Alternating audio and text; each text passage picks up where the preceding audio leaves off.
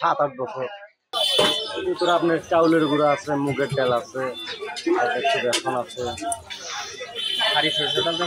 একবার অরিজিনাল, তেলের কোনো সমস্যা নেই। তেলের কোনো সমস্যা ধরে বলে সাথে সাথে 5 কত টাকা করে বিক্রি করেন? আপনার ডিম দিয়ে একটা করে ডিম দিয়ে পুরোটাই 30 টাকা। আর এগুলো সিঙ্গেলগুলো এগুলো বিক্রি করে 10 টাকা। হ্যাঁ ডিম চাল মানে ডিম আছে ওর ভিতরে হালকা সীমিত। ঠিকানা কি? খন্না বাজার।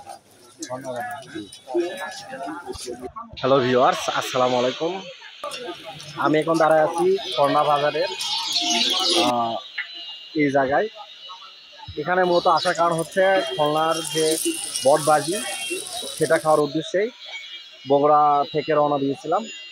প্রথমে মাঝিরা থেকে অটো করে এই খুলনা বাজারে এসেছি। বাট